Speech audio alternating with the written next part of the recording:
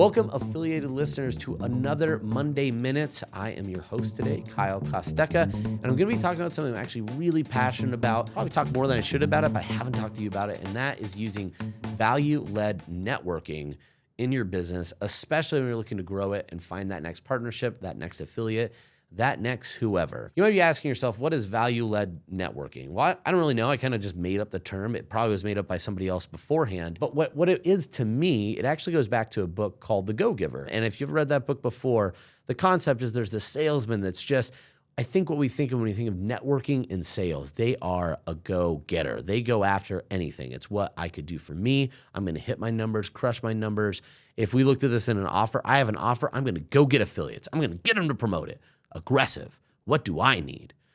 And he reaches a plateau in his business and finds that people send him off to this mentor, and this go-getter talks to somebody that says, hey, you have it all wrong. Stop going to these interactions and asking what somebody could do for you and start asking yourself what you could do for them. And going into the see success, blah, blah, blah. But that's one of the things that always resonated with me. And it was actually furthered when Amber Spears talked about this, with that we need to be go-givers when it comes to networking. And it's really how I've shaped the way I network, which is anytime you walk into an interaction and you're talking with somebody across the table, I don't sit there and think, what can they do for me? What's the value that I'm going to get out of them? Instead, I ask myself, how fast and how quickly can I provide value to their life and their business in this conversation?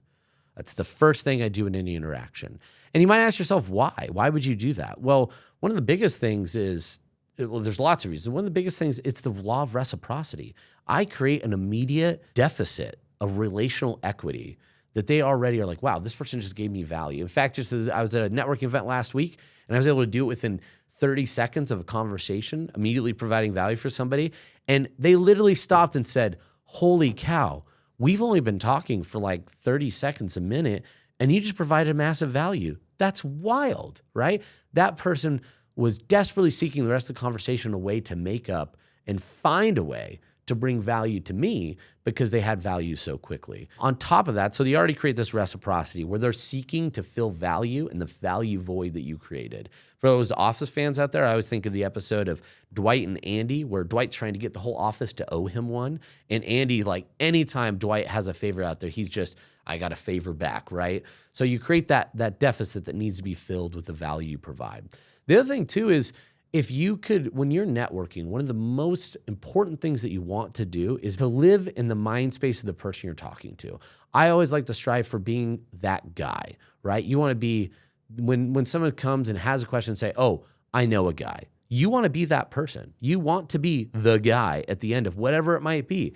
And this is where a lot of people get caught up. And this is where I think why people lean more into what we'll call the go-getter networking strategy of what can you do for me, is oftentimes they feel like their value is very limited into just their offer. My value is only what I'm trying to get you to run. That's one of the biggest mistakes you can make when you're networking. And it's one of the biggest mistakes you can make in your business in general. If your value to everybody is only your offer, what a sad place to be. It's not. You have so many more things to bring you value. When I say you need to be a guy in their mind, that could be somebody that happens to know about the city that they live in. So when they have a friend that's traveling to Austin, Texas, they're like, hey, you know what? I know Kyle. I'm going to give him a call. He's going to show us some great places to eat, blah, blah, blah. He'll help you out, right? I could reach out to a guy that I know, a friend that I know. And I don't want to make this gender specific, so it could also be a gal or a girl. But regardless, if you provide value, it could be somebody that you know sports, you know about a certain team, you help with fantasy football lineups. Maybe it's that you're a very big blues person. You know all about classical blues musicians, right? And if that's ever something that I needed to know and I kind of connected with it when I was having a conversation with you, you're now my blues guy. If I ever have that conversation, I could call you up, and I live in value in their mind. Now, I know somebody would say, well, what's the business value in being the blues guy for somebody? Well, I remember what the blues guy also does for their business. So where you're the blues guy to me, your business might mean something else to somebody else. I'm just living in your head on a regular basis. I am somewhere in your recall. So the moment they meet somebody else that I need to talk to, that I have a need for, or that I could solve a problem with my offer, they remember me and they connect us together. But when we have that value, that's that we lead with value, we connect with more people, we connect in ways that are honest, that are real, that bring value in a lot of different ways, which opens us up to future opportunities that we can't even forecast. We can't even predict. We don't know who they know, but we'll be referred to them if it makes sense.